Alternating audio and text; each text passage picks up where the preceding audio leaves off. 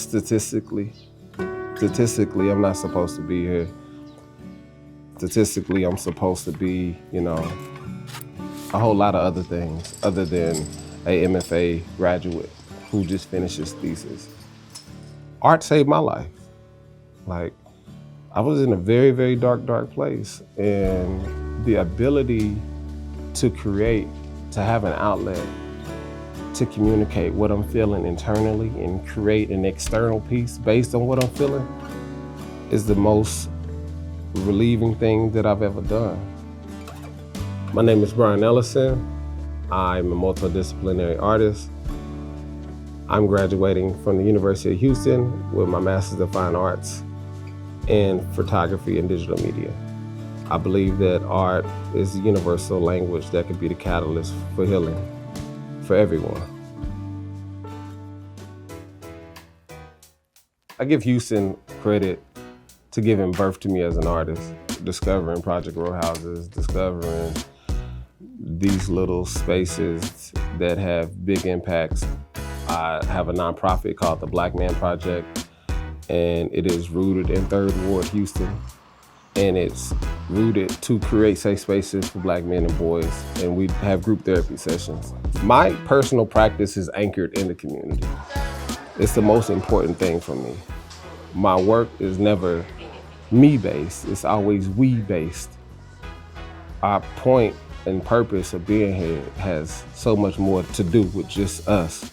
And so that is the anchor that really drives me, is how can I heal through art? How can I create spaces for people to heal through art and conversation and communication and community? My first love, I think, for the arts came through Spike Lee. I remember the music, I remember the movement, and I remember my idea of what Blackness looked like. It started to expand. From that moment, I started to really envision myself as a movie maker. Like, what would it mean for me to do film? What would it mean for me to capture photos?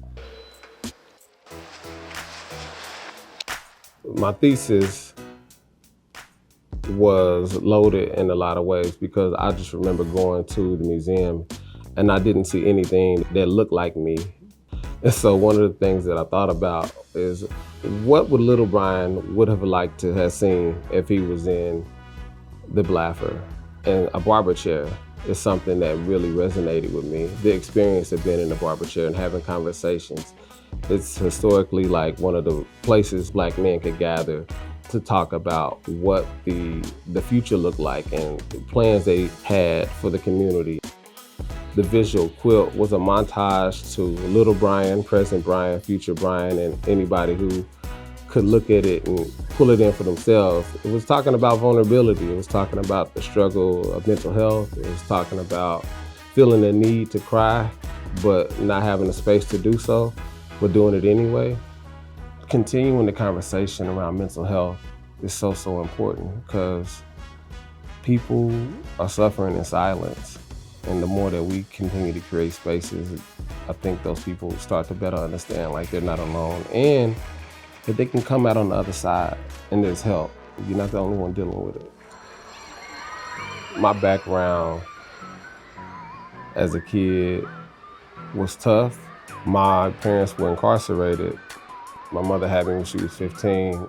I just remember wanting to always make her proud. That's always kind of been my driving force. Even though she's no longer with me.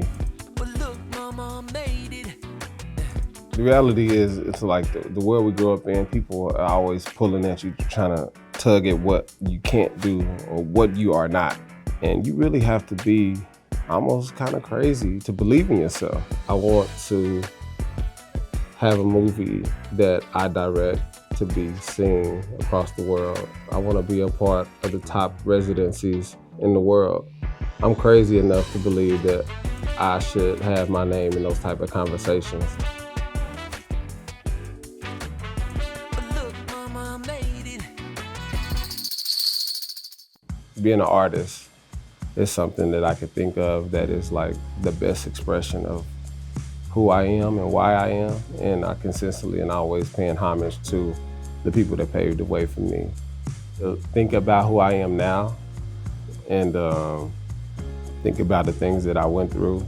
I give the younger Brian that lives inside of me a lot of voice. What would I tell young Brian? Man, you can do whatever you want to do. You're not a mistake. You're not a burden. You're different. You've always been different. You listen to different music. You dance when people don't want to dance. You see art and things that people don't see. That's your superpower. So lean into that and allow it to just amplify your voice. What makes me happiest today, like as I reflect, just overcoming the odds, being right here, right now, telling a story because there's somebody who's gonna hear it and feel empowered.